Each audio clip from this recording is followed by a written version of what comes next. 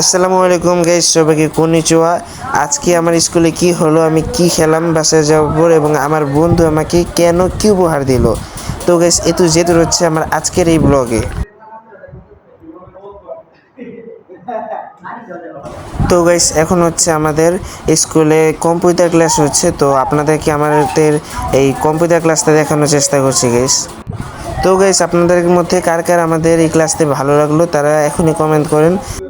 এবং গাইস যারা জানেন না তাদের জন্য বলে দিচ্ছি, যারা আমার সবগুলি ভিডিও সম্পূর্ণরূপে দেখবেন এখন থেকে, লং ভিডিওগুলি যেহেতু গাইস আমি লং ভিডিও আপলোড করে থাকি, আমার প্রত্যেকটা ভিডিওতে কিছু না কিছু জাপানিজ শব্দ আপনারা শিখতে পারবেন।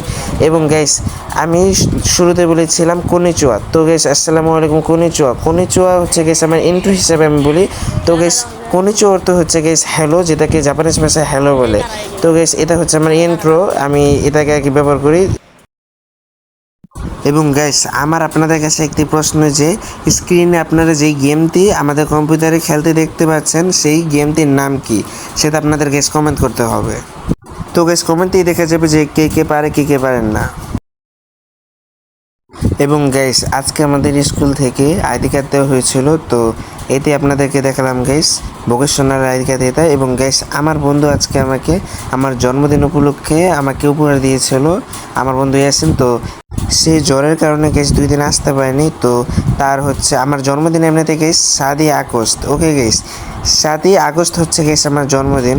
এবং গাইস এই গিফটটার ভিতর কি গাইস, এটাই আজকে হচ্ছে খুলে দেখবো, মানে এই গিফট বক্সের ভিতরে আর কি কি আর কি এটাই দেখবো গাইস।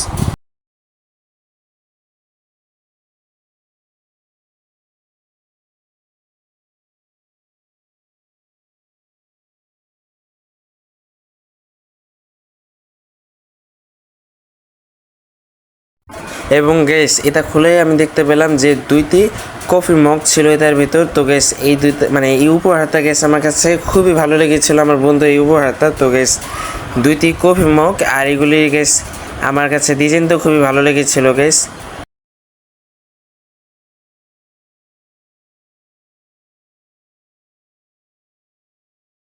তারপর গ্যাস উপহার দেখার পর আমি বিকালে একটু বাইরে বেরিয়েছিলাম।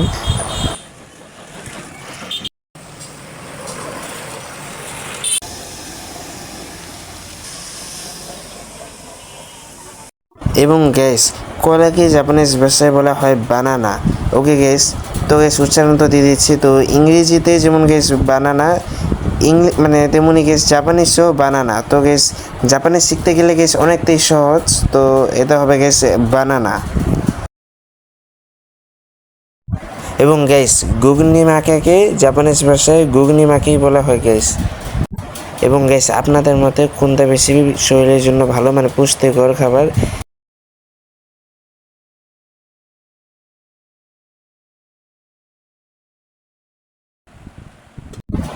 এখন গাইস আমার আজকের ভিডিওটা আপনাদের কাছে ভালো লাগলে লাইক, কমেন্ট এবং সাবস্ক্রাইব করে আমার পাশে থাকবেন।